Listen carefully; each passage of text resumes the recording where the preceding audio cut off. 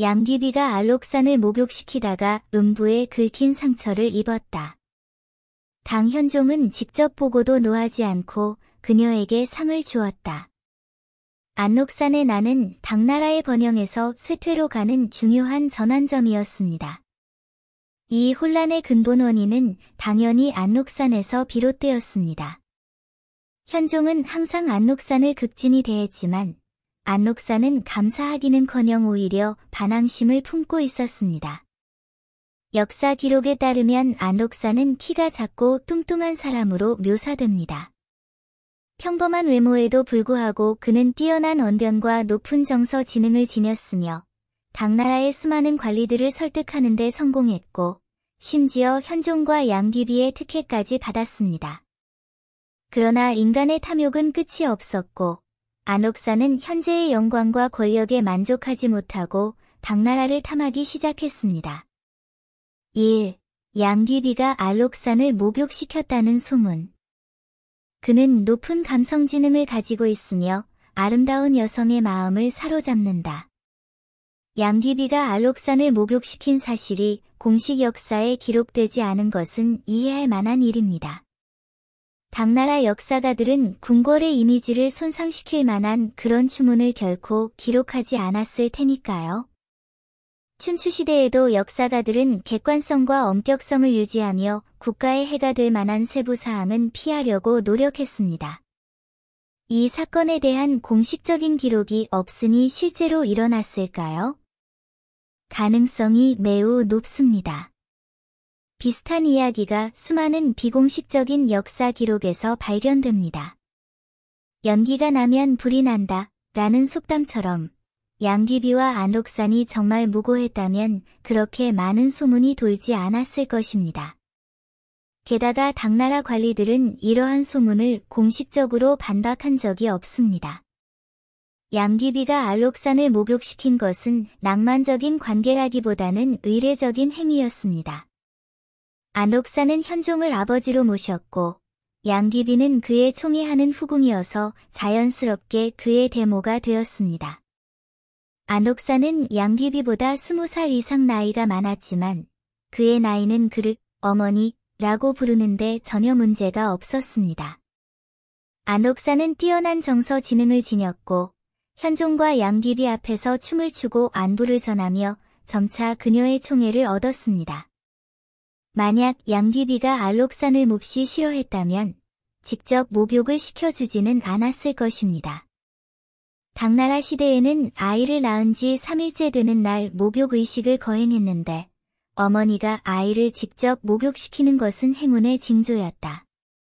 안록산은 이 풍습을 이용하여 대모인 양귀비에게 목욕을 부탁하여 양귀비에게 추파를 던지고 효도를 표하며 현종에게 호감을 얻기로 했다. 2. 양귀비의 사타구니가 긁혔다. 진짜 목적은 목욕을 하는 것이 아니라 장난치는 것입니다.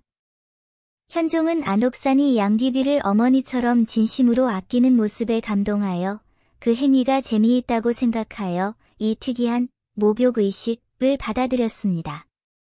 안록산은 키가 작았지만 여전히 성인이었고 과체중이어서 일반적인 아기용 포대기를 입기에는 적합하지 않았습니다. 그래서 양귀비는 특별히 비단으로 큰 포대기를 짜서 그를 포근하게 감싸 안았습니다. 안록산은 벌거벗은 아기처럼 차려입고 양귀비에게 목욕을 시켰습니다.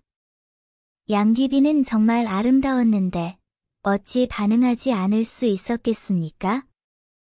소문에 따르면 알록산과 양귀비는 애매한 관계였다고 합니다. 전장에 익숙한 거친 야만인이었던 안록산은 여자의 온순함을 눈꽃만큼도 존중하지 않았고 격분한 그는 양귀비의 음부를 긁어댔습니다. 명목상으로는 적절한 행동이었지만 긁히는 것은 분명히 도를 넘는 일이었습니다.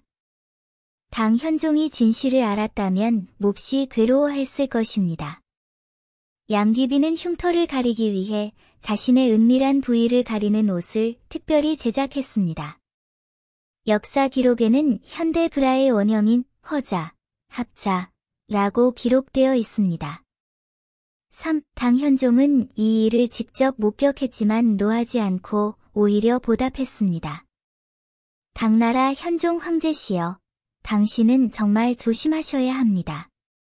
현종은 양귀비가 안록산을 목욕시키는 것을 목격했지만 안록산이 양귀비의 음부를 긁어댄 사실은 알지 못했습니다.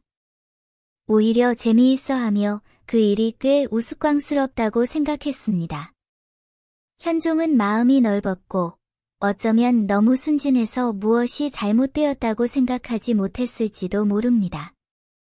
더욱이 그는 안록산에게 상을 주고 그의 효도를 칭찬했는데 이는 사마광의 자치통감에 기록되어 있습니다.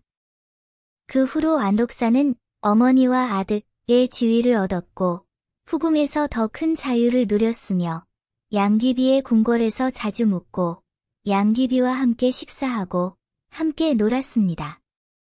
현종은 이를 조금도 의심하지 않고 진심으로 안록산을 친아들처럼 대했습니다.